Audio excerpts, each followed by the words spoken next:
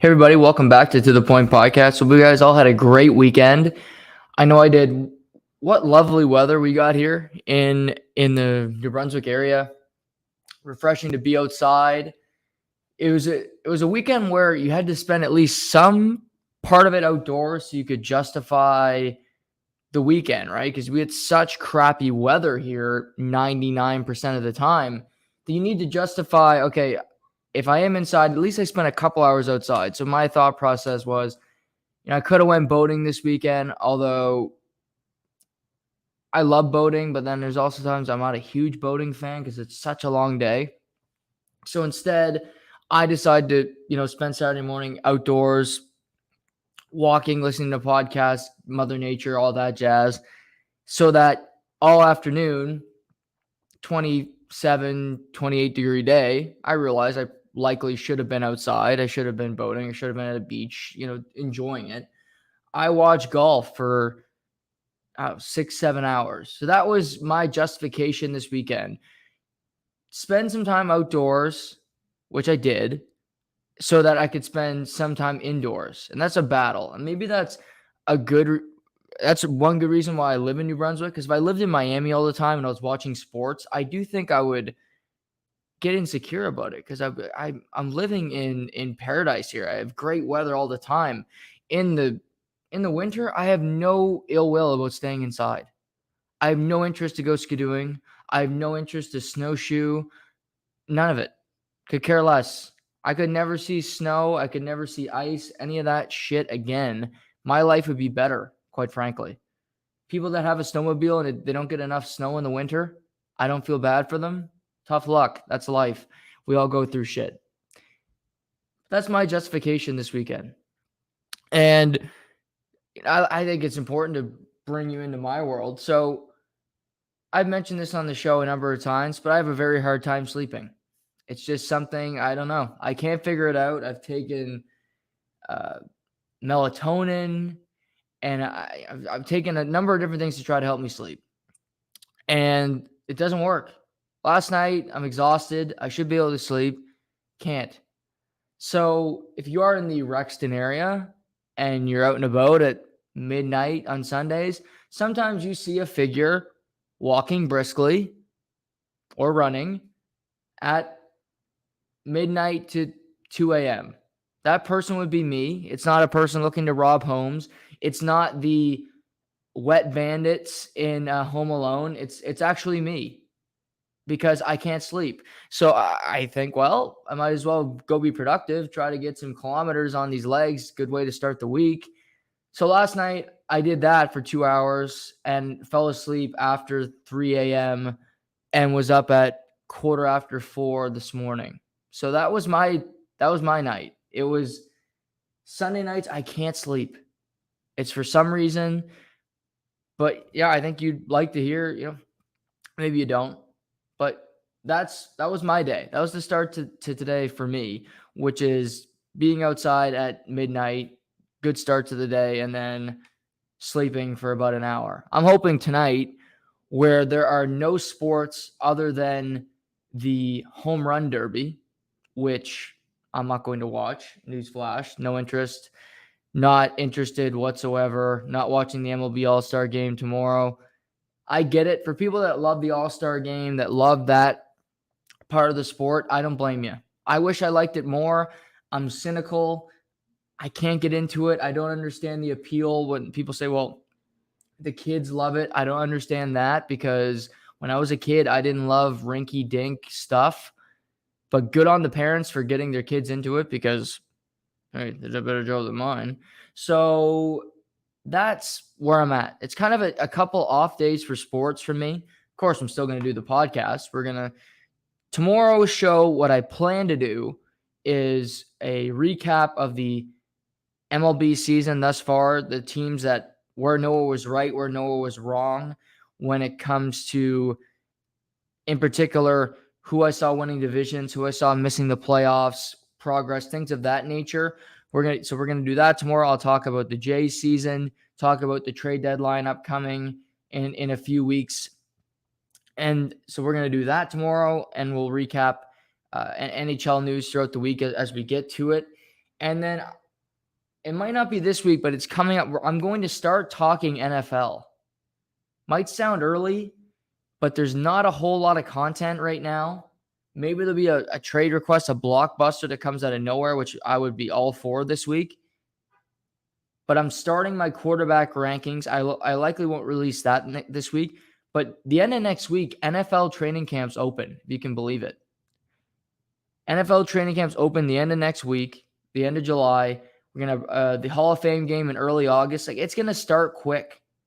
And to me, what I plan to do early next week, potentially the end of this week, is give you guys a primer on each team, on who they lost, who they gained, what to expect going into this season.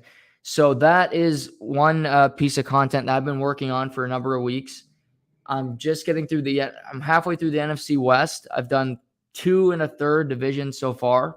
So I got 1.5 left, or 1 3/4 left to get done. And I will give that to you.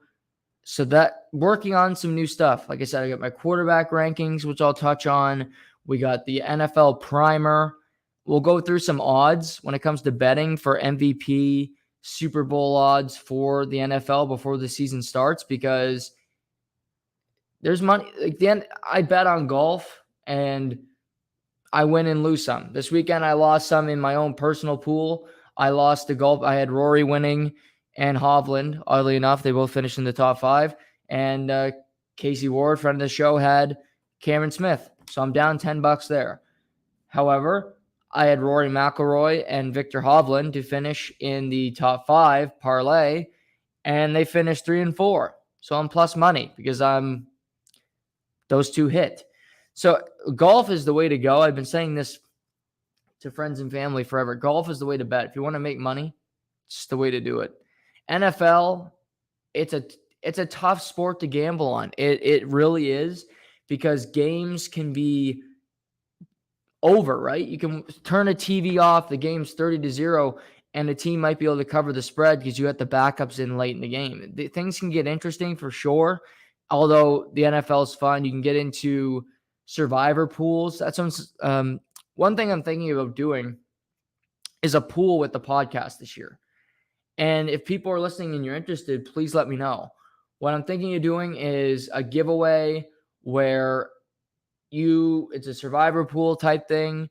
The longest person to stay active in it will win some swag from me, a To The Point hat, and potentially $100, something of that nature.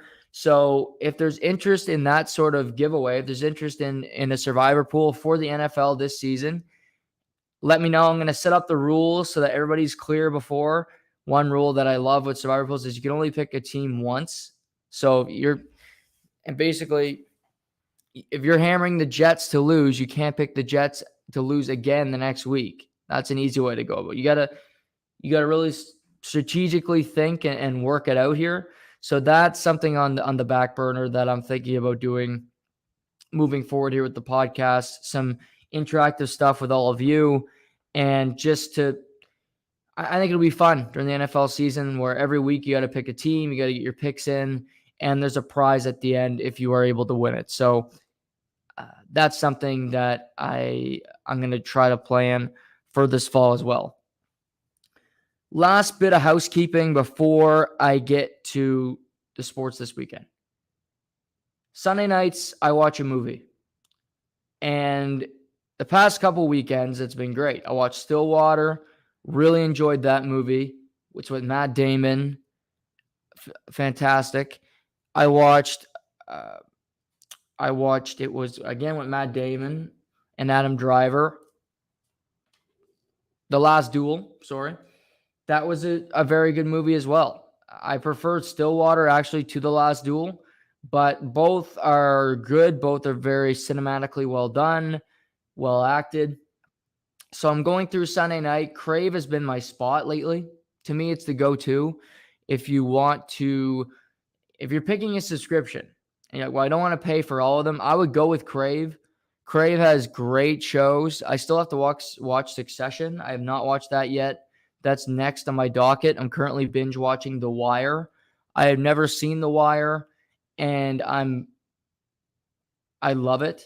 I just started season 2, and I encourage everybody to watch it. The Wire, that's on Crave as well. But last night I turned on Judas and the Black Messiah, and I'd heard really good things about this movie. It's got Daniel Kaluuya from Get Out and Lakeith Stanfield from Get Out, both phenomenal African-American actors.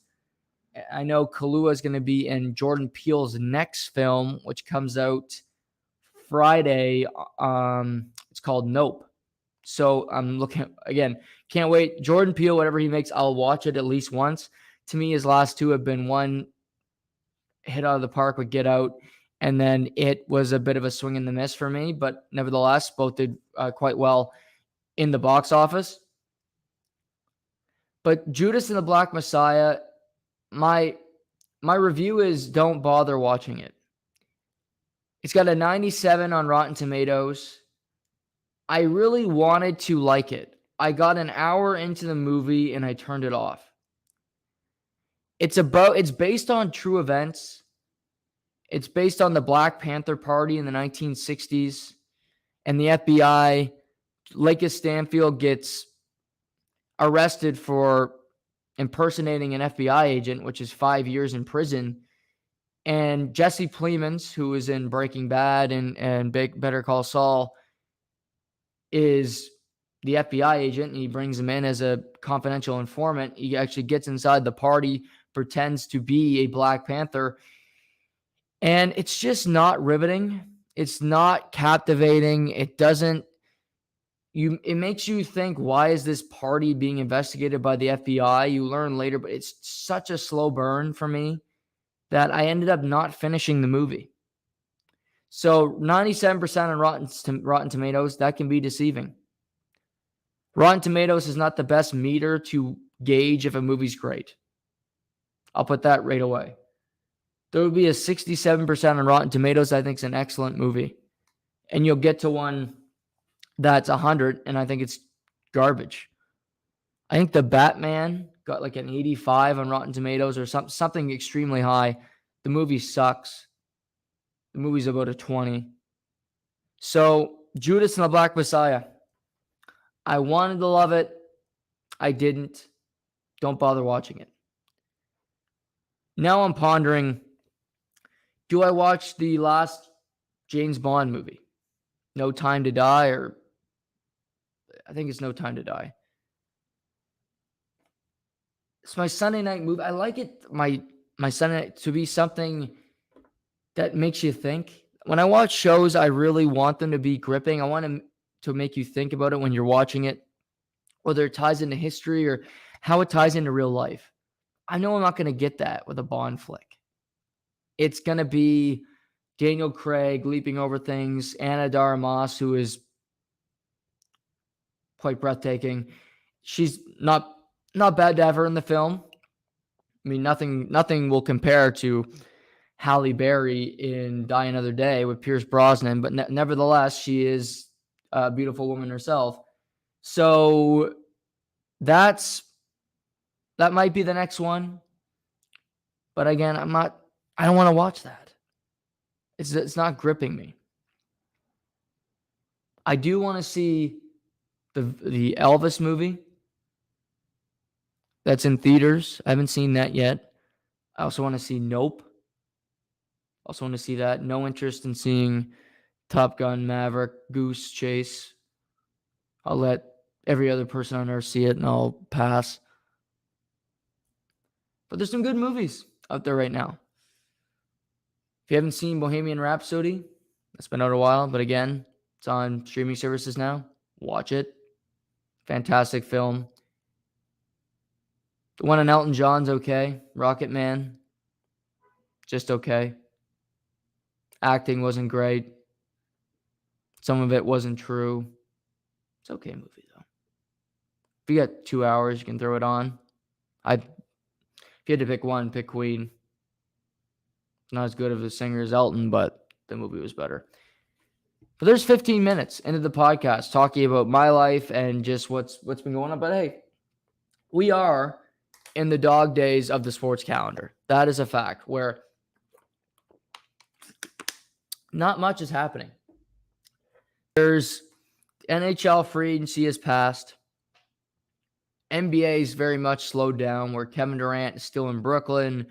Kyrie Irving is still in Brooklyn saying he never asked for a trade. He's okay with staying, probably because no team wants him. And the only real interesting note from over the weekend, LeBron's playing in some league he created. Good for him. Good to see it. I'm shocked to see that he's in good shape and playing well at this league. But the big news was that Russell Westbrook and his agent have parted ways. So Westbrook and Rich Paul, who also represents LeBron and Clutch Sports, they no longer are in business together. And even Rich Paul came out and said that, irreconcilable. I can't even say that word.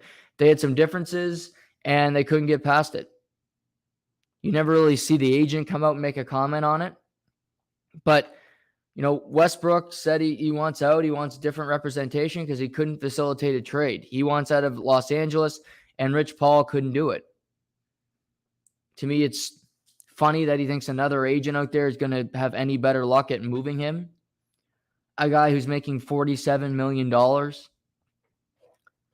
A guy who is not even half as athletic as he used to be. A guy who can't shoot the ball. But he fires his agent.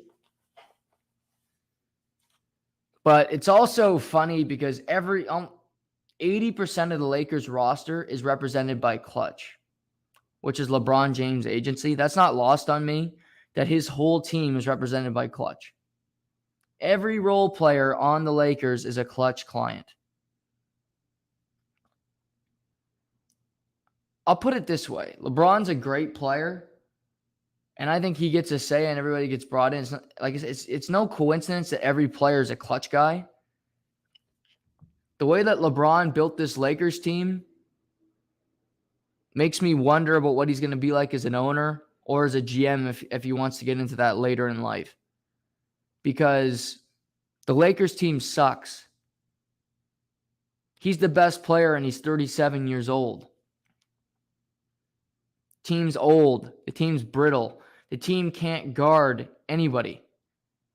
And LeBron deserves some of the blame for bringing in the players, just like Kevin Durant deserves some of the blame for teaming up with Kyrie Irving and the disaster that's become.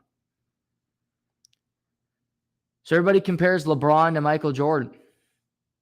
To me, Jordan was obviously the better player on the court. LeBron's great. Jordan's better. But they might be very close after seeing what LeBron has built here in LA and what Michael Jordan has done in Charlotte over the last decade plus when it comes to building teams. They might both just fail at building contenders. They might just fail at seeing what it takes to build a competitive team. What it takes to...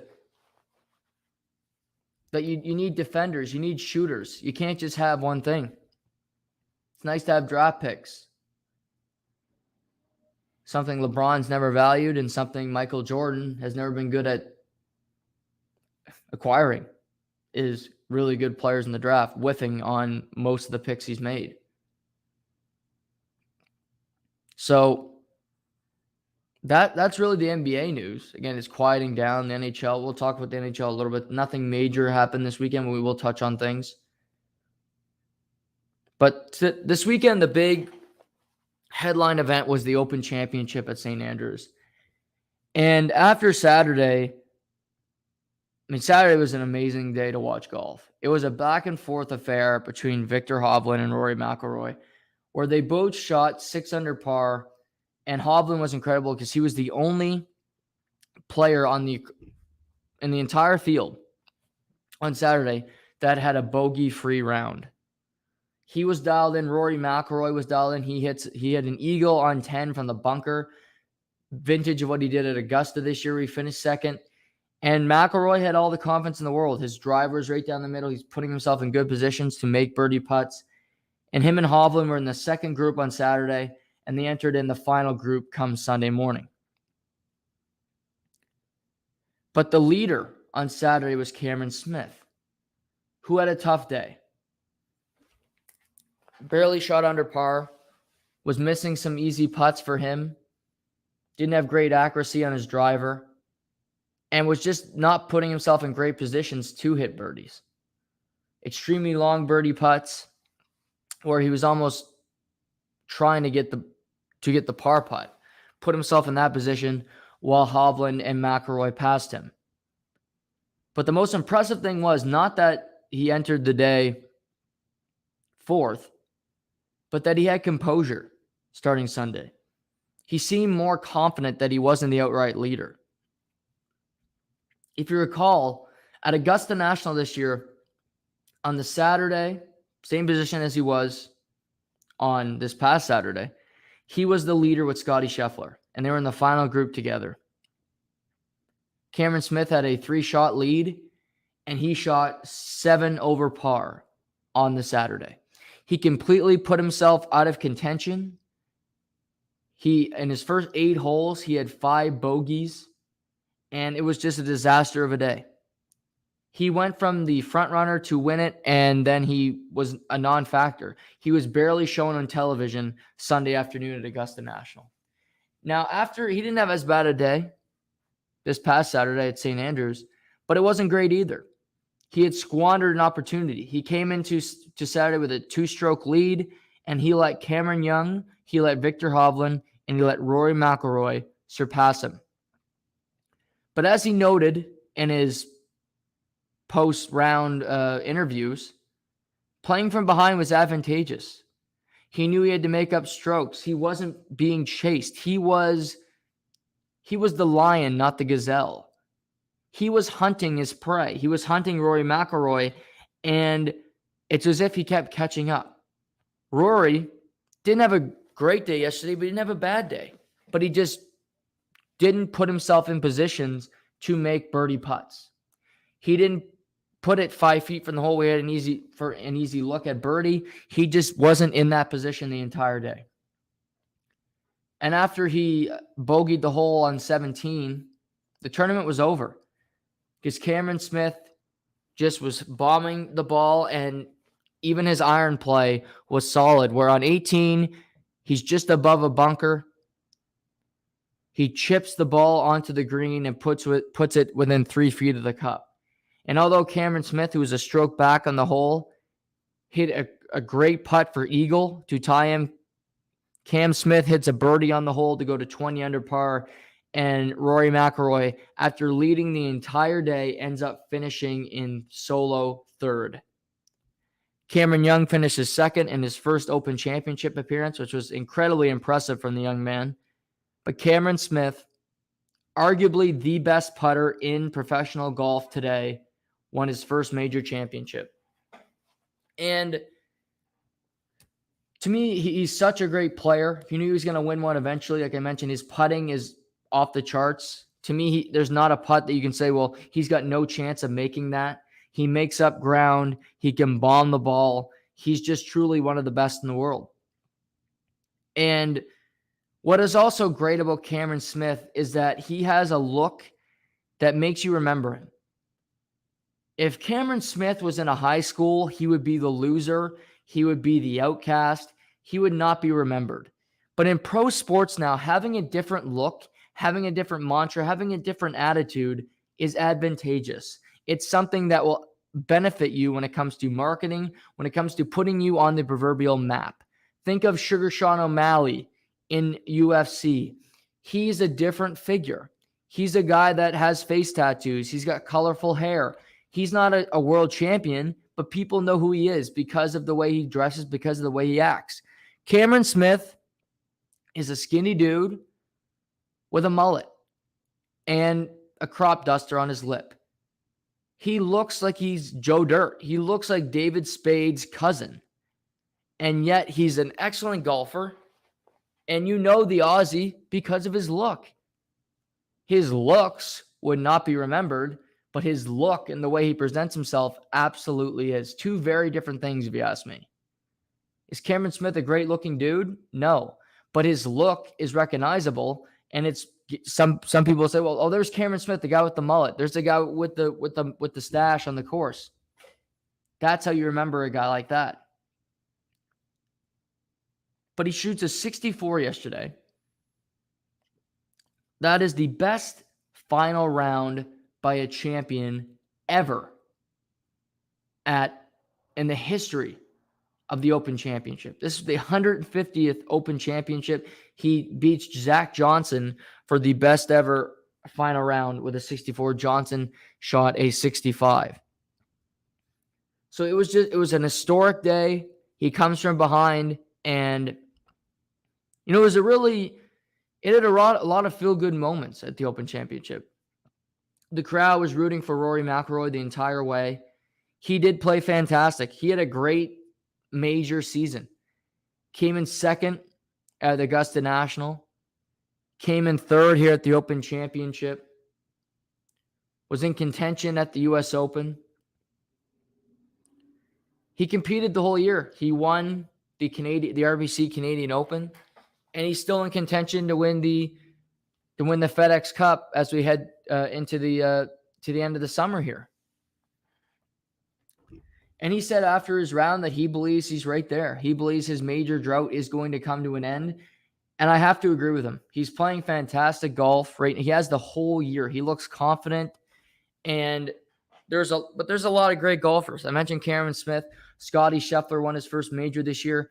But from year to year, it can change because Jon Rahm was never in contention for a major this entire season. I thought after he won the U.S. Open last year that he would be back and truly be in contention all season long. And that never happened. There was never once on a Sunday where you looked at Jon Rahm and said, he's going to win today. Patrick Cantlay had a disappointing major season. He's high in the FedEx Cup standings. Potentially he'll win the FedEx Cup again for the second consecutive year. But he never came close to winning a major. Two guys that you expected to be there.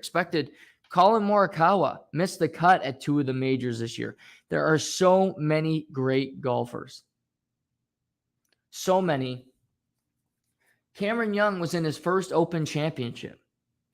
He was in his first major cycle. He finished T5 at the PGA Championship, and he was solo second here at the Open. This dude's legit. He has to control his temper. He has to control the way he talks to his caddy. He reminds me of Jordan Spieth in that way, where he's constantly bickering with his caddy, and he can get extremely agitated. But the dude can play. He can flat out bomb the golf ball, and he looks like a guy that could be around for many years to come. So he's no joke. Back-to-back majors where he's in position to win and has an opportunity to do so on the final day. Victor Hobland was, again, he's a guy for me that is right on the cusp. He's a top 10 player in the world.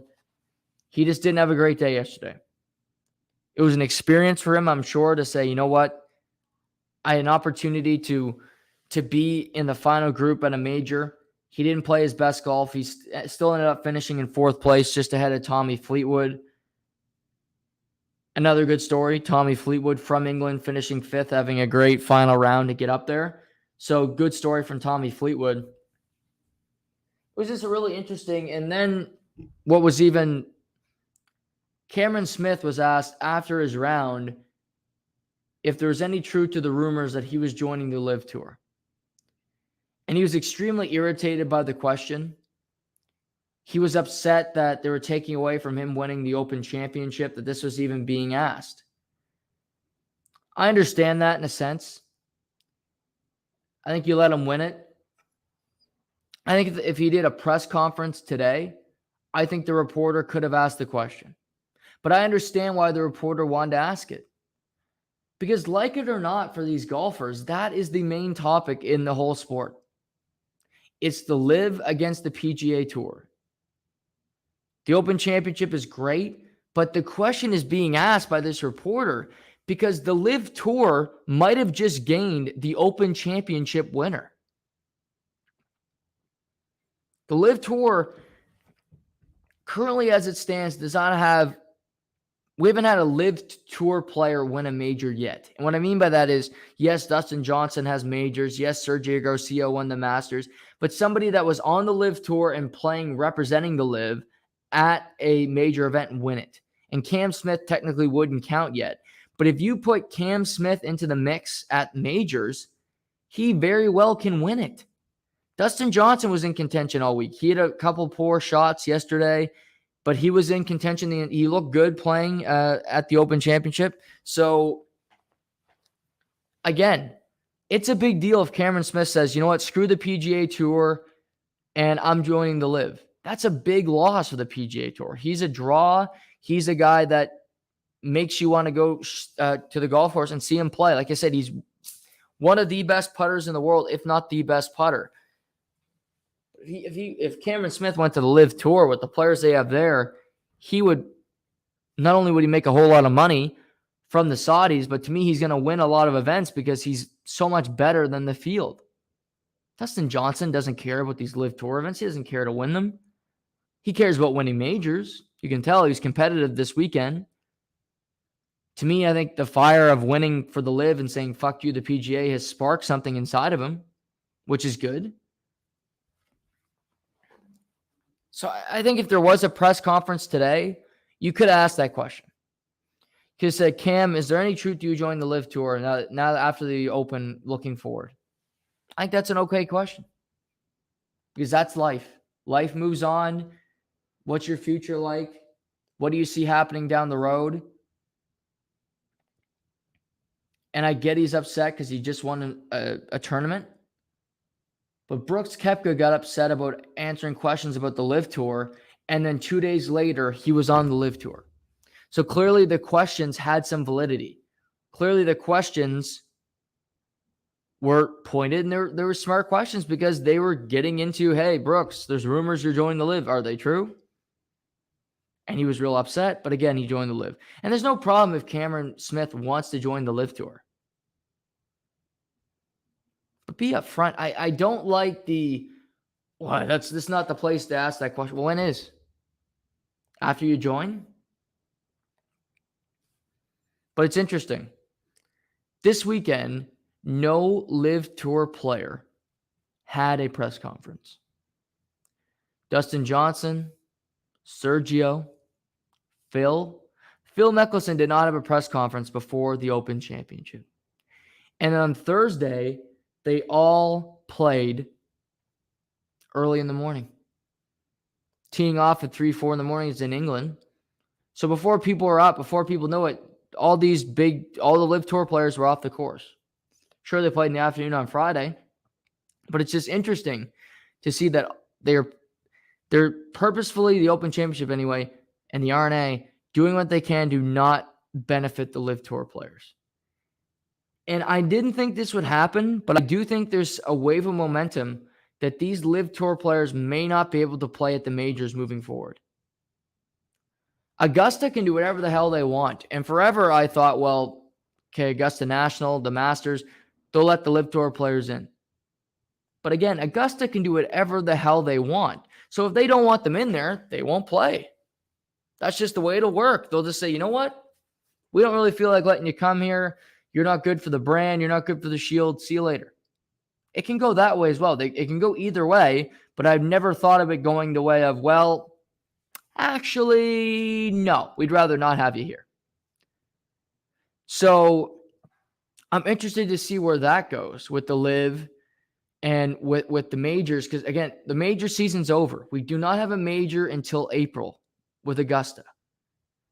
There's a lot of time for the LIV to add players, but there's also a lot of time for these majors to chat, to start to, hey, maybe we don't want to let the LIV Tour players in. Maybe we want to set up a stance and say, you know what, you're playing on the PGA Tour, and that's how you're playing in the majors. And people can be upset about it, but these tournaments have the right to do it. That's just the way it works. So I'm curious for a guy like Cameron Smith, if the rumors are true, how quickly are you going to jump over? Because there's an event this week. I doubt he wants to play at the event this week after just winning a major. Probably wants to have a few beer, enjoy winning a major. But are you going to jump over right away when there's so many months before the next major event where Augusta can set a new law and To me, if Augusta National says no Live Tour players, no other major is going to allow Live, because that Augusta sets the trend. Augusta is Thor's hammer. What they say, other people follow normally. And that's my big interest moving forward. Because today, David Faraday, who works for the Golf Channel, works for NBC, he's a legendary voice in the golf game. He's an Englishman. He's got a thick accent. You'll know him. If you heard his voice, you'd know who he is. Andrew Marchand of the New York Post, who breaks a lot of sports media news, a good follow on Twitter, announced today that Faraday is leaving NBC to join the Live coverage. He's going to be an analyst for Live Golf. And it was also announced this week that the Live Tour has a new sort of partner when it comes to streaming, and that's DAZN. And I know this because I got an email where I have DAZN. I have DAZN for the NFL package, where I get every game. I also get boxing on it. I think it's MLB Network. So I get a number of things with this package. And below it, it says, also added to your package, because I renew it every month, is the Live Tour. Well, I'll be honest. Now that it's on DAZN and not YouTube or Crackle.com, wherever the hell it was on earlier, I'm more interested that I might tune in. Because if I have DAZN, and occasionally I'm on DAZN, not in the NFL season, because I do like to watch big fights. Anthony Joshua, when he's fighting in England, I tune in, watch boxing on DAZN. Occasionally I'll rewatch NFL games because I'm sick. So DAZN adding Live is a big deal to me, because a lot of people have DAZN. You get the NFL package. To me, not having the NFL package is not an option, so I need to get it, right? I mean, come on. That's NFL is life. I need it. So seeing that, having that development when I got the email, I was looking at it this weekend, is interesting. They're adding analysts. I know they tried to get Jim Nantz from CBS. He said no. I mean, Jim Nantz is for certain golf, but he's also NFL on CBS. I don't know how the two he couldn't leave CBS. He wouldn't be able to do NFL anymore. I believe they tried to get Nick Faldo, but he's retiring. He doesn't want to work as much. So, but the fact that if they can get some bigger names to go do golf coverage for the Live, that would be a big deal. Then it gives it some legitimacy. But I mean, am I going to go out of my way to watch Live Tour events when there's PGA Tour events on TV? No. The 3M Open is this weekend in Minnesota. I'm going to watch it. I don't know the field yet. It's after a major. I don't expect the field to be great, especially with people traveling back from the UK. But there's not a whole lot of sports on. And again, I just watch most golf events now. I watch every weekend. It's a countdown to the FedEx Cup playoffs. A lot of these golfers are going to be battling for position to get into the playoffs by playing some good golf down the stretch. So that's what you're watching for now, is seeing who can qualify, keeping your tour cards. It's a grind in pro golf, and you have to earn it. It's just like tennis. There definitely could be a better system in place, and that's why the Live is having some success. But I'm looking forward to watching the 3M Open this weekend, the Rocket Mortgage in 2 weeks in Detroit. It's a good course there in Detroit, and in a July tournament. And then you have the playoffs a few weeks later. So the Live is making moves. They got Koepka. They got Dustin Johnson. They got Sergio. Cameron Smith would be the biggest splash yet, because he's the most recent major winner, and he's truly one of the top 3 to 4 best players in the world. He's there with Scheffler. He's there with Rory. He's a major champion now, so he's truly on the map. And he's not the biggest personality, but he's got the look. He's got the look of a guy you remember, a guy that has some swagger. and a guy that the Live Tour would love to have on their side. So that is what's curious to me moving forward here is what happens with the majors in the next couple months and what happens with the Live, and are they aggressive in trying to land some bigger names when it comes to players, analysts, and different media types moving forward. Now, NHL this week, it was quiet. Nazem Kadri remains unsigned. John Klingberg remains unsigned. So two of the biggest names available are still free here on July 18th. I'm going to get into some signings, but I want to start with Nazem Kadri. As I sit here and days go by where Nazem remains unsigned, to me, the most sensible idea, the idea that makes the most sense, is Kadri going back to the Colorado Avalanche. And as we currently stand, Colorado would not be able to do it. They only have $4 million in cap space for next season. But there is a solution to this problem. And that would be for Colorado to trade Samuel Girard. Sam Girard's a very skilled, small defenseman. He is valuable in the regular season and, quite frankly, becomes a liability in the playoffs. He's a good skater. He thinks fast. But again, his size and with the speed and the physicality that comes out in the playoffs that you don't see in the regular season makes his game a liability. Now, in the regular season, he only makes $5 million. He's a good defenseman. He moves the puck extremely well. He's good on the power play. He's an extremely good defenseman. He was playing decent in the playoffs until Ivan Barbashev, the big, strong freight train, broke his sternum in a check behind the boards of Game 2 of the Western Conference semifinal. So, and to me, that was a saving grace for Colorado, where he wasn't a liability anymore, and they didn't have to worry about him later into the playoffs, which paid off for them, you could say, in the long run. So, I'm looking at the situation.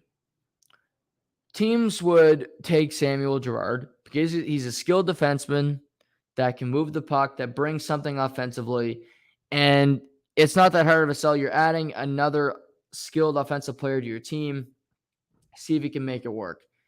I look around. I think the New Jersey Devils would be interested in Sammy Girard.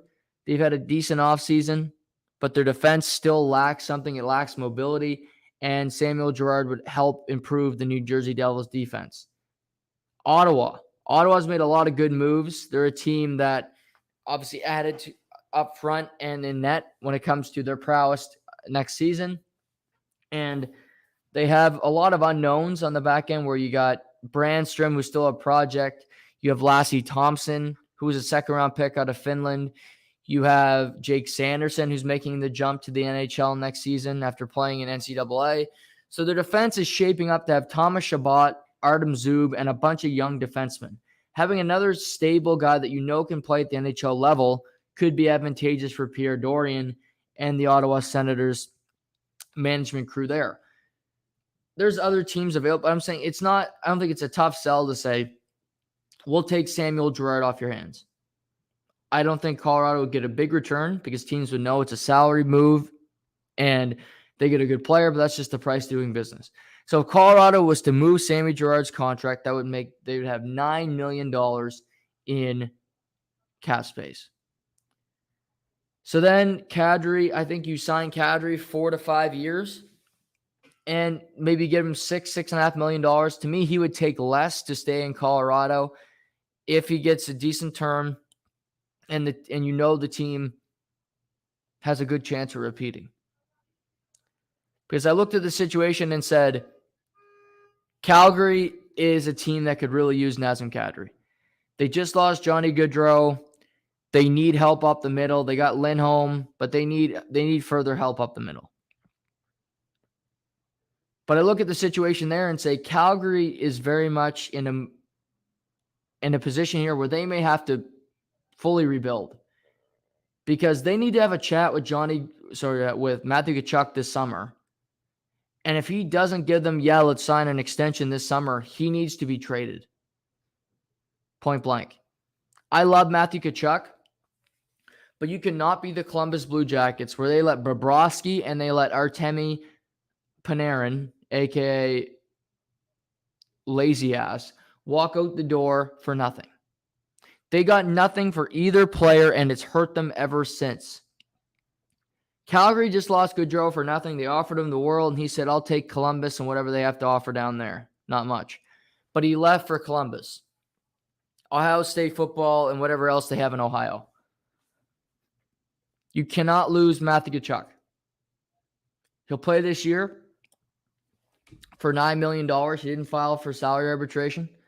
But after this season, he's an unrestricted free agent. You could sign an extension with the guy now. If he wants to stay, sign him. But I'm looking at the situation. I don't think he's going to do what his brother did, where Brady signed an 8-year extension in Ottawa, became the captain, and embraced that situation. To me, Matthew is an American that wants to play in an American market. And St. Louis, it's his hometown. I mean, that's an easy narrative to sell. But there's one thing about heading home to your team and it being New Jersey. It's another thing to head home and it to be the St. Louis Blues. After next season, Vladimir Tarasenko and Ryan O'Reilly come off the books for the St. Louis Blues. That's over $15 million in salary cap space. And Matthew Tkachuk could be brought in on a 7-year deal if he was to leave the Calgary Flames.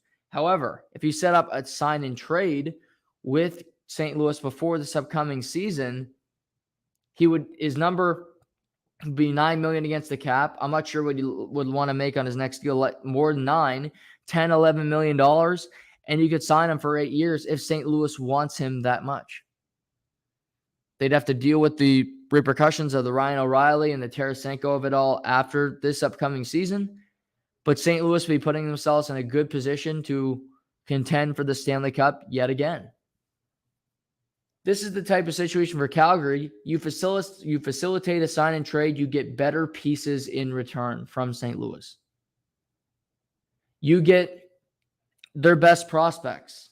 You get better you get more draft picks because you got them in 8th year, because of certain things like that. Tkachuk might tell you, I'm only signing in St. Louis. You can trade me to this place, but it's going to be a rental for this team. And maybe the team will accept that and take him for a year and say, let's try to win a Stanley Cup. Okay, we know we're losing him, but at least we're giving it all we got.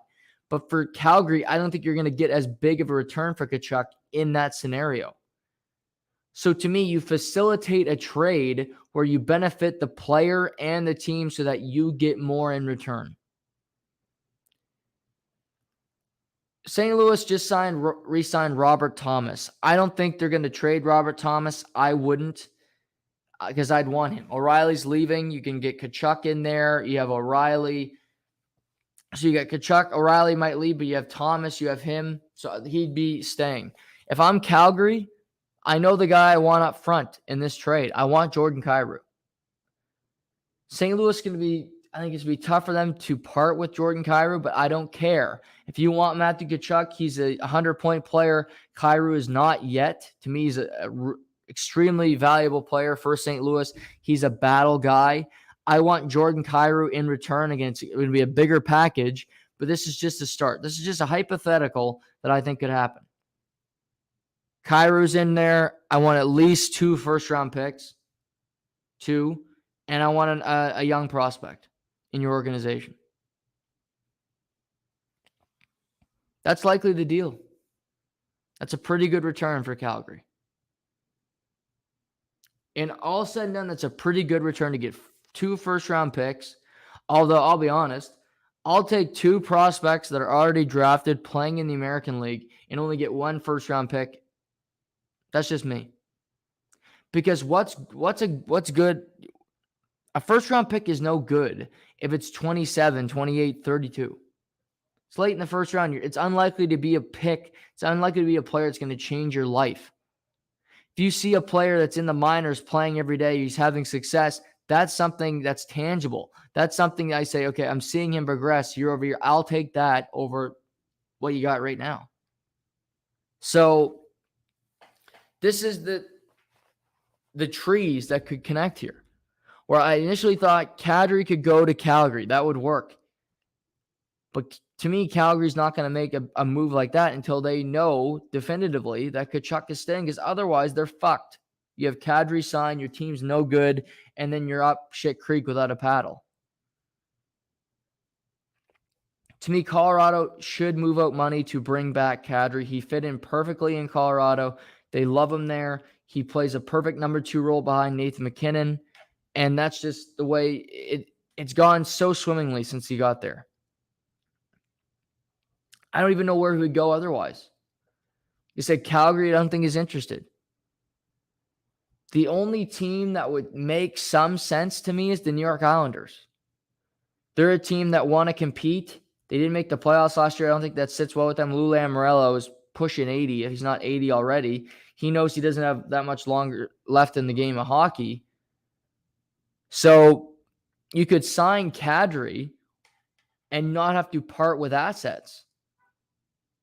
It was rumored at the draft that they were trying to trade for JT Miller. I like JT Miller a lot. I like Kadri more. Trading for JT Miller, you're giving away at least one roster player in that trade and draft picks. If you sign Kadri, he's an unrestricted free agent. He comes in for nothing. Just you got to pay him a salary. But it's just salary cap space. You're not losing any players. Your team's not getting worse to get a good player. So that's something I think for the Islanders you look at and say, well, we love JT Miller. He'd be great on this team, but we have to give up a goaltender, a prospect, picks when we don't really want to. Okay, well, let's just go sign Kadri. Let's give him the extra $1 million that Colorado can't afford to give him. Well, now all the insiders are on vacation because it's July, so you're not hearing any rumors on these players. There's no, well, they're talking to Kadri and this organization's close. There's been nothing on John Klingberg. Not a whiff, nothing. It's not, well, we heard last Wednesday that Dallas had circled back. I haven't heard a peep since. The guy could be negotiating in the KHL for all I know. I haven't heard a damn thing about John Klingberg. So I'm just spitballing. I'm just looking through the league saying what would make sense. And I think for Nazem Kadri, the two places that make sense are going back to Colorado and number 2, the New York Islanders. Because the Islanders are a team that is pushing for a Stanley Cup. They might have missed the playoffs this year, but they got a good goaltender. They got a good defense core. They got a new coach now, but I still like that core of pieces that they have in Long Island. And then for Calgary, they need to figure out their situation. And if I'm Calgary and I know he's not coming back, I'm trading him this summer and getting the best haul I can get in return. We're going to deal with the team he wants to go to, the team he wants to sign with, and see what you can do.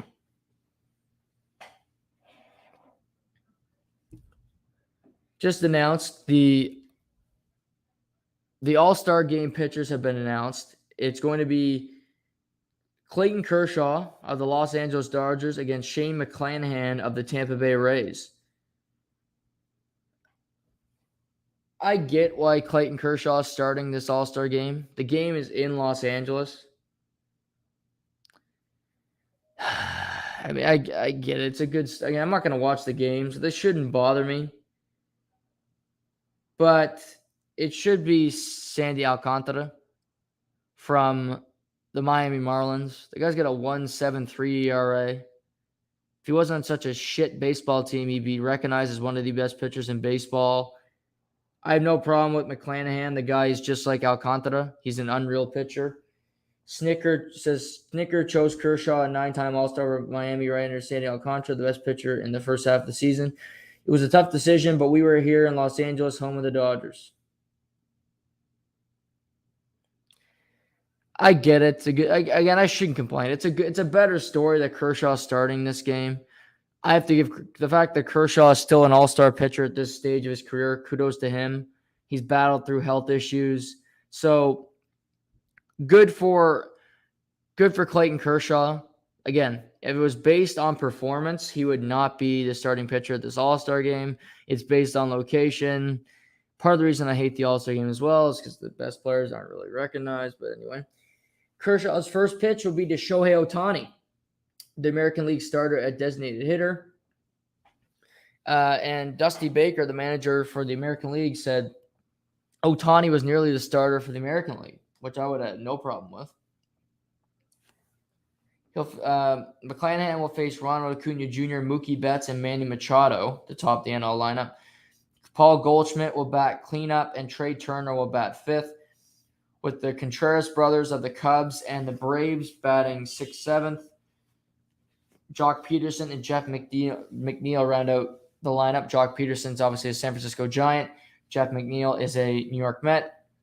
On the American League side is Ohtani, followed by Aaron Judge, Rafael Devers, Vlad Guerrero Jr., Giancarlo Stanton, Byron Buxton, who's filling in for Mike Trout, Tim Anderson of the Chicago White Sox, Andres Jimenez of the Chicago White Sox, and Alejandro Kirk of the Toronto Blue Jays. I like the American League lineup a little more. I think the bats are potent. You got a lot of winners there. Kirk's having a great season. He's batting 9th, so that tells you something about how good this team is. Mike Trout's not even playing for the American League, and I still think the team's better. Again, Alcantara should be starting. It's in Los Angeles. Feel-good story for Kershaw. His family will be there. I like that the All-Star games in Los Angeles. Chavez Ravine in early July. The Dodgers are one of the heavy favorites to get to the World Series. They're a great team, so that seems fitting to me. It's not Miami where they're going to miss the playoffs or something like that. So, I know a lot of guys that you didn't expect to be going are going because players just opted out. George Springer's not going for the Blue Jays. I think Andres Jimenez took his place. Mike Trout's not going. So again, he's out of this because he's done it before. We've seen this happen where there's a number of guys that just say, I don't want to go. Jordan Romano replaced, he replaced the starting pitcher. It might have been Scherzer from the Mets. So you got a lot of guys filling in that are going to have an opportunity of a lifetime. Like Jordan Romano is a closer. He's at the All-Star game in LA. So I just hope the people that are there enjoy it. I'm not going to watch it, but I appreciate what they're doing and what it means to these guys to have an opportunity to play at an All-Star game where so many of their favorites have done it before. So I have an appreciation for that. Before I get back to hockey, this is just crazy. So this weekend and tomorrow is likely going to be a big baseball day. I promise you that. But I wanted to get into this today because this is just asinine beyond asinine. So I'm just watching golf this weekend, enjoying life. And then I see Ken Rosenthal, who's maybe the best reporter on baseball. Jeff Pass is very good for the mothership as well. But Ken Rosenthal tweets out that Juan Soto, who is an extremely good player, let me put it that way. He was on the World Series team with the Washington Nationals. He had a fantastic run. He's a left fielder for the Nationals. Not having a great season. The Nationals suck. They've lost 10 of their last 11. Soto's not exactly helping them in that front where he's struggling defensively. He's got the third most errors by an outfielder this season, and his bat hasn't been great, but he is a phenom. He is a youngster. He was the chosen one, and ultimately you could say the Nationals chose to let Bryce Harper walk because they thought they had Juan Soto sitting there who could replace his value. And looking at it, well, the Phillies haven't made the playoffs yet, but they're in a position to do that this season, and Bryce Harper has won an MVP. But the Washington Nationals have won a World Series. So up yours, Bryce Harper. And they won the World Series the first season after Bryce Harper walked on them to go to the Phillies in division. So take that for data. But Juan Soto had played for a number of seasons. He's now after this season, he will be a free agent. And he's gone through countless exercises with his agent, Scott Boras. So if you know baseball even a little bit, you know who Scott Boras is. He is the agent to the stars. He represents all the big clients, and he might be the most power-hungry, the most money-drunk man in all of sports. The guy loves cash. He loves it more than Donald Trump. He is just straight cash money. And he represents his clients, and for the most part, he does a good job. And there's also times you look at him and say, well, you didn't do that great a job for your client because they left all this money on the table. They got an injury, and then Bob's your uncle. They're signing for $18 million, and their career is fucked. So Juan Soto earlier this year turned down a $320 million extension from the Washington Nationals. Okay. It's a lot of money, but baseball players are getting a lot. He's a phenom, and he also said, Juan Soto said, I'm going to test the market. That I want to do that. It's my right as a free agent. Okay. But the Nationals don't want to let him get to free agency because he is their guy. They don't want to lose Bryce Harper and Juan Soto. That is a tough look when your two biggest stars, you took Bryce Harper first overall in the draft. Juan Soto was a top 10 pick, and both walk out the door for nothing. So it was reported that this weekend, Juan Soto was offered a 13-year, $440 million extension from the Washington Nationals. 13 years, $440 million, just to repeat it for the people in the back.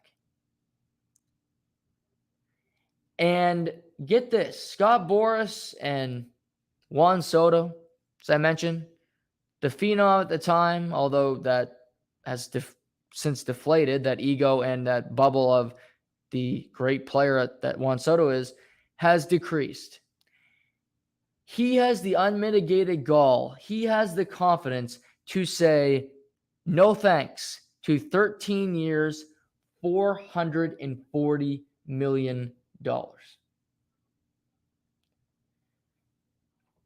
I don't know what to say. It's truly crazy that this is where sports is. 440 divided by 13 is $33.8 million a season. So let's round up and say $34 million a year for Juan Soto, who I mentioned is a below average defender, is having a terrible season on a bad team, and he's looking to be around the same price range as Mike Trout, who might be the best baseball player ever. He turned down 13 years, $440 million because Scott Boras said this publicly, if you can believe it. He said, I want Juan Soto to be the first $500 million player. He wants Juan Soto to be the $500 million man, $500 million. Well, Scott, I want to be Dan Patrick. I want to be as good as Dan Patrick is at this job. I'm not yet. Probably never will be. But you got to realize that early on and say, you know what? Well, if I could end up being Noah and make a decent salary, I'll take it. It's impossible to root for an athlete. It's impossible to root for Juan Soto in the story after turning down $440 million. If there is a team that gives Juan Soto $500 million this offseason, you're an idiot. You're an idiot. That's all I can say is that, yes, he's got value. Yes, he's the prodigy. But since they won the World Series, every year has gotten worse for Juan Soto. He's had injury history. His batting average has gotten down. His fielding has gotten worse. He's not one of the best players in baseball. He's not Mike Trout. Aaron Judge is having a fantastic season during a career year. Aaron Judge has the same number of home runs at the All-Star break that Roger Maris did. It's an all-time record. To me, Roger Maris is the true home run king because Roger Maris didn't need steroids to hit 60-plus home runs. Barry Bonds, Sammy Sosa, all the cheaters did. He didn't. He's the true home run king. That's how much. Aaron Judge has 33 home runs at the All-Star break during a contract season. And you know what? Turning down that offer from the Yankees looks like a better decision every day because he hasn't slowed down all season. The Yankees continue to win. They pummeled the Red Sox Saturday and Sunday this weekend. But Juan Soto, who you expect to be phenomenal, is batting .250 for 20 homers and 43 RBIs. That's nothing special. That's a worse season than Vladimir Guerrero Jr. Neither has won an MVP. But he's 23 years old. He's 1998, same age as me, this guy. I don't get it. Last season, he batted .313 in 151 games. He had 29 homers, 95 RBIs. He drove in scored 111 runs. Year prior, he batted .351 with 13 homers, 13.7 RBIs in 47 games, shortened season. In 2019, when they won the World Series, he batted .282, 34 homers, 110 RBIs. His home run and RBI count has gone down every year since. His power numbers are down. His average is down. His stolen bases are down every season since. And yet Scott Boras says, give us $500 million and maybe we'll show up to your facility. I don't get the strategy of doing this when your numbers suck more and more year after year. This is just a piece of advice for Juan Soto. Have a damn good second half of the season. Get to 40 homers. Drive in as many runs as you can, because now the Washington Nationals say, we will trade Juan Soto. And this is the right situation. Get what you can for a great player or a not so great player, because just look at history. Bryce Harper is an MVP. Got one in Washington, got one in Philly. Great player, first overall pick. But the Washington Nationals let a first overall pick walk from their team. They won the World Series next year. Are the Washington Nationals going to win the World Series next year if they let Juan Soto walk away? Not a chance. But here's another not a chance. The Washington Nationals aren't going to win a World Series if they sign Juan Soto next season either. They won one when they let a great player walk away. I take my chances on doing the same again. You trust Davey Martinez? You trust the people in the front office? Then let them do their job and let Juan Soto go to another organization and let that team overspend and deal with Scott Boras. I'm sure they're sick of talking to him. I'm sure they're sick of looking at him when they're negotiating. So let him go talk to the Ray. Let him go talk to a number of teams out there. But I'll put this out right now. If Juan Soto gets $500 million in free agency, we're going to salute him on the podcast. I'll buy a bottle of champagne and I'll drink it by myself in here with all of you watching. We'll do a live or something. And during MLB free agency, I will do a shot with all of you. I'll do something. We'll have a drink for Juan Soto because I can't even fucking imagine how you could rationalize it to your client. No, we're not going to take $440 million because we're going to get 500 from some other even dumber club out there. The Nationals are going to be so ecstatic that Scott Boras said no to 440. That's how I look at this. Juan Soto is still a very good player. He's not $440 million good. Bryce Harper's been got $330 million from the Phillies. Haven't made the playoffs since he got there. Not once. Not one playoff game since he arrived in Philadelphia. Mike Trout, since he got $400 million, has not played in a playoff game in Los Angeles. Two of the biggest names out there, they have not played in a playoff game. These big contracts do not guarantee success. They guarantee a notoriety. And maybe that's what you're looking for. These bad teams, they would rather have notoriety than they'd rather have winning. Good. Stick with notoriety and see where that gets you. Fucking nowhere. We'll talk about baseball. We're going to talk about Chris Sale tomorrow. Talk about the Red Sox, Aaron Judge, the Mariners, the Blue Jays. It's going to be a big baseball show tomorrow, kind of recapping where the season has gone so far. Now back to hockey. Some moves this weekend by the Pittsburgh Penguins. First Saturday afternoon is Pittsburgh traded John Marino, a good offensive defenseman, to the New Jersey Devils for prospect Ty Smith and a 2023 third. And this was a salary dump of sorts. John Marino was a good player for the Penguins. He's a good puck mover. I think he's a smart defenseman. He's a guy I don't think they expected much of, but they promoted him during when there was a bunch of injuries to the defensive core, and he just stuck at the big league level.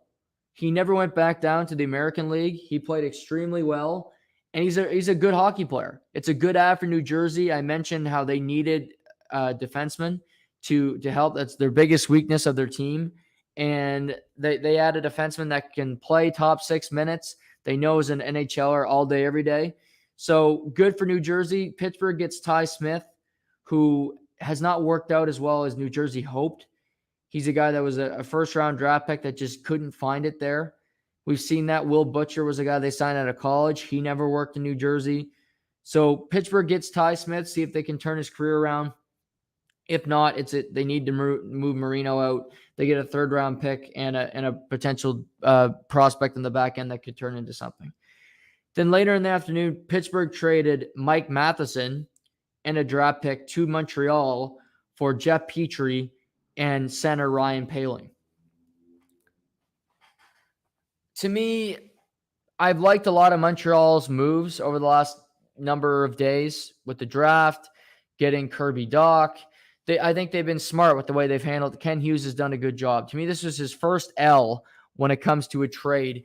And the reason I think it's an L is based on just projection and where I think Jeff Petrie, who's got 2 years left on his contract, it is a big ticket, but I expect Jeff Petrie to bounce back next season.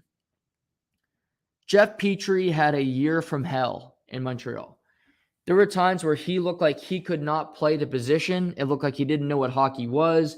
He was an orangutan out there. It was ugly to see. I'd never seen him play that poorly. But prior to this, Jeff Petrie was a really good defenseman in Montreal. He was great on the power play. Him and Shea Weber and Petrie never played together, but he could be in that second unit and have some success. Well, Weber was there in Montreal. He had success. Weber retired. Jeff Petrie was asked to be the number one defenseman. It didn't work out. And that's the fault of the organization and sometimes not the player in trying to push something on a guy that's just not his forte. In Pittsburgh, Chris Letang is still the number one defenseman. They just re-signed him. Yes, he's old. He's an elder defenseman like Petrie, but Chris Letang is the number one guy. Jeff Petrie will never be asked. He will be on the second pair, second defensive pair. He'll get secondary power play minutes. So to me, this is a good fit with Petrie. Pittsburgh takes guys from other teams, veterans, contracts you might not like, and they turn into better prospects. They traded Matheson to Montreal. I hated Michael Matheson in Florida. I didn't see when you traded for him, I didn't think he'd be any good. He was much better than I thought he'd be in Pittsburgh. He was a good player in Pittsburgh. He fit in well. To me, last year was his best season. And for Montreal, I think they saw that. They played against Florida 5 times last year. So you get Matheson to get brought in. You lose, obviously, Petrie in the trade. Matheson makes less money than Petrie, so you open up some cap flexibility so that they can sign some of their restricted free agents. And again, I like Petrie to have more of an impact than Matheson next year on Montreal's defense. You lose Petrie, you lose Romanov in an offseason. I don't think that's a gain to say, okay, well, now we have Mike Matheson on our defense pairing. Petrie needed a new landscape. He needed a new home because Montreal just wasn't doing it anymore. That relationship had gotten sour. Last year was such a disaster. I don't think either could look past it. And Petrie now goes to Pittsburgh where he has an opportunity to win the cup. He has an opportunity to play with Sidney Crosby and Malkin and Letang. But for Pittsburgh, it's an old team. Petry's mid-30s, Crosby's mid-30s, Evgeny Malkin's late 30s. These guys, again, it's an old team. So that's something that I think is interesting here, that I look at it and say, it's an older bunch. Health is going to be imperative to this team's success. But I do expect Pittsburgh to be a playoff team next season. I expect them to be there. But will Petry stay healthy? Can Malkin stay healthy? Letang seems like every second season he misses a good chunk of the season. Past number of years, Crosby's missed chunks of the season. So to me, that's the big thing here. I like Marino to New Jersey. They need a defenseman. They get him for relatively cheap. And for Pittsburgh, I think it's a good gamble. You've already gone all in on a lot of veterans. You take a chance with Petry to see what he can give you after a horrible season in Montreal. And again, for something very small, because Matheson, Paling's a center that hasn't worked out in Montreal. He might get a look in Pittsburgh as well. Edmonton, they made a signing. They signed Matthias Janmark to a 1-year, $1.25 million contract. Janmark was formerly with Vegas. He's a guy that will play third, fourth line center. He's a good penalty killer. He used to be a better goal scorer. He can be an irritant at times for teams. So again, I like Janmark. He's a very good skater. He's a guy that is smart with the puck. So it's interesting for sure. It's a low risk signing for Edmonton. They don't have a whole lot of money, but Janmark can come in and play that role. And I don't mind that move for them. As we're sitting here, I see some news come up on the screen. Eddie Olcheck is leaving the Blackhawks after 16 years. His next job, the Seattle Kraken broadcast booth. So Eddie Olcheck is joining the Seattle Kraken's broadcast team for next season. He also works for TNT. He worked in Chicago for 16 years. His brother is the assistant general manager for the Seattle Kraken. So maybe not a big surprise there to see Eddie join forces, but a very good ad for Seattle. Extremely good broadcaster. I like that. I like for Seattle to get a guy that is very good at calling games, at color analyst. To me, very, very good hire by Seattle. I'm sure it's a tough look for Chicago, but what can I say? The team stinks, and Seattle provides a different opportunity for Eddie, and maybe just a better city all in all to live in for his family. So interesting for sure. So that Eddie Olcheck is now a permanent member of the broadcast team for the Seattle Kraken, leaving the Chicago Blackhawks after 16 seasons. Obviously, Eddie was a former third overall pick of the Chicago Blackhawks way back when. All right, then there's the Leafs. They made some moves this weekend. The Leafs signed Victor Mete and Jordy Ben to 1-year, $750,000 deals apiece. They signed Calle Jarnkrok to a 4-year deal at $2.1 million per, and they re-signed Pierre Engvall to a 1-year deal worth $2.25 million. The Jordy Ben 1-year, $750,000. I like that deal for him. He's a guy that's a big, laboring, physical defenseman. The Leafs need some of that physical play on the back end. He's cheap. I don't expect him to play every game, but he's durable. He's been around the league. I don't think that's a bad signing for that number. So Leafs fans should like that. Victor Mete, he's a guy that's bounced. He's played in Montreal. He's played in Ottawa. He's been all around Canada. I think he's a guy that could start the season in the American League on a one-way deal. He's had a lot of looks. To me, he's never fit in to be a top 6 defenseman in the NHL. So I wouldn't have a whole lot of faith that he's around Toronto long term. This Calle Jarnkrok deal, I don't get. 4 years, 2.1.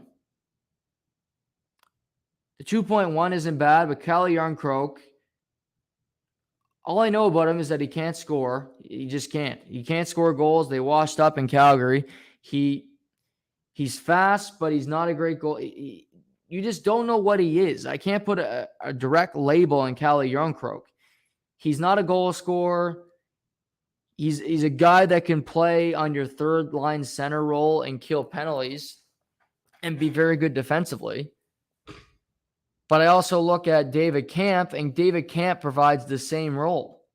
Kampf is better at Jarnkrok. Kampf's one of the better defensive centers in all of hockey when it comes to just limiting scoring opportunities. But this would push Kampf down into the fourth line center role. Jarnkrok is the third line center.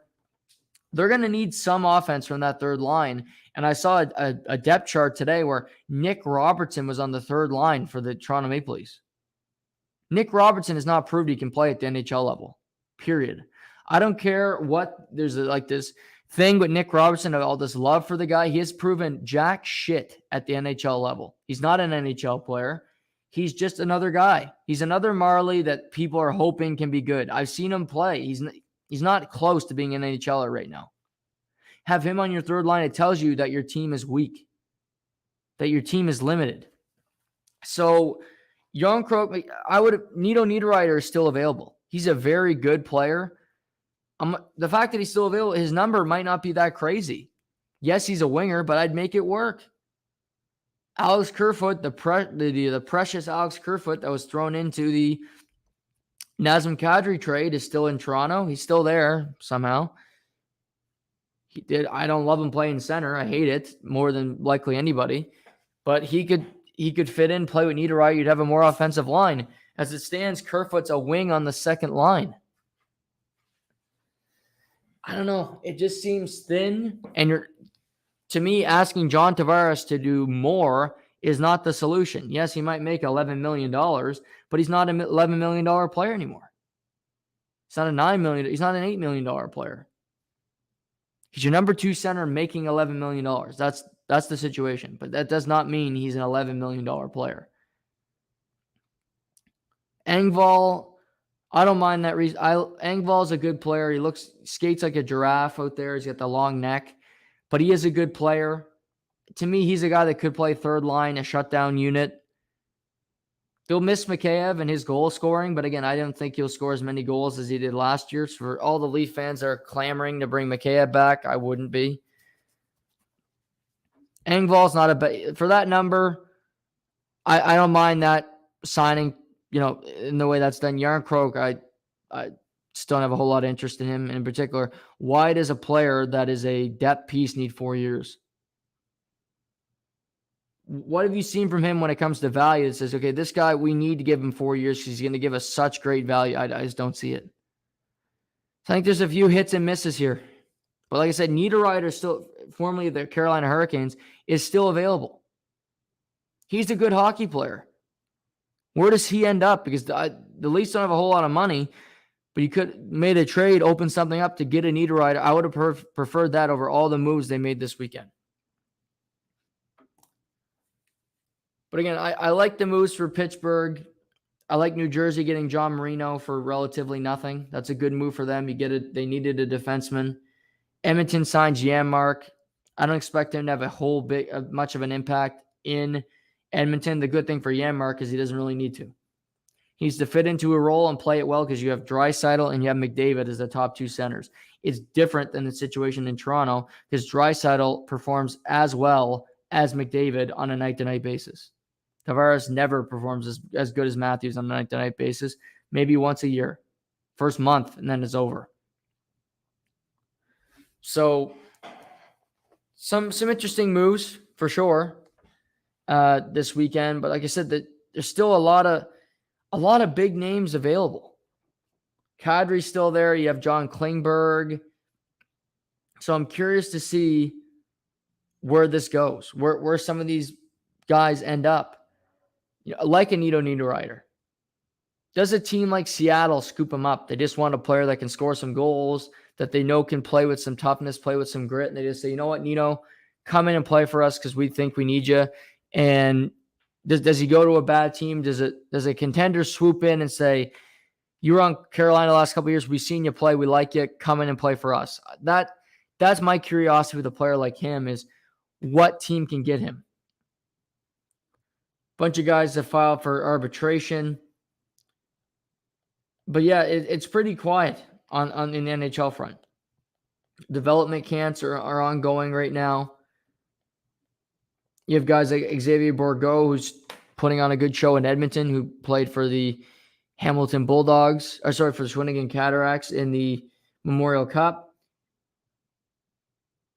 Palat is making some things happen in New Jersey. So interesting, still some stuff to be done, but interesting weekend nonetheless with the golf and the hockey. And as I mentioned, it's going to be a big baseball show tomorrow. We'll talk about the season so far, the big storylines, the big headlines from the season, where Noah was right, where Noah was wrong when it comes to playoff teams, great players. And I'll look ahead to the trade deadline, some of the best players available, guys like Juan Soto, and, all-stars, teams with all-stars, but organizations that are not close to winning. And maybe even throw in some trade situations, or if I could put a player on a certain team, where would I put him? Shohei Ohtani comes to mind, where if he didn't have to be in Los Angeles, if I had to plunk him on one team, where would it be? When it comes to just making a name for himself and being more relevant, because he isn't in Los Angeles because the team is terrible and you don't want to watch them. But there's no baseball tonight. There was tennis this morning. So there's nothing tonight other than the home run derby. No sports. It's crazy. It's a rare dip in the calendar. I hate it. But tonight actually is the premiere. I think it's midnight here in New Brunswick, but it's premiering tonight on ESPN. It's a documentary series called The Captain. It's about Derek Jeter. And I'm not sure if it's going to be on Netflix after, but I know it's on ESPN. I believe it's going to be on TSN. 7-part series about Derek Jeter. I don't know what you needed 7 parts for. You need 7 parts to hear that Derek Jeter slept with a lot of women, and 7 parts to hear that Alex Rodriguez is a better shortstop than Jeter. Could just tell you the whole story right there. But hey, there's nothing else. I hope maybe it's gonna be better than I thought. But The Captain, it's nothing. I'll watch it. But that's another thing. Look, I think it's on midnight tonight on TSN. Tape it. Won't watch it for the show tomorrow, but I do plan on watching the documentary The Captain, and I'll let you know my thoughts on the 7-part series with featuring Derek Jeter and his career and his time as a New York Yankee. So fun show today. Hope you guys enjoyed it. We'll be back tomorrow with a big baseball show and recap the first half of the season. Take care, everybody. Enjoy the good weather, and we'll talk soon.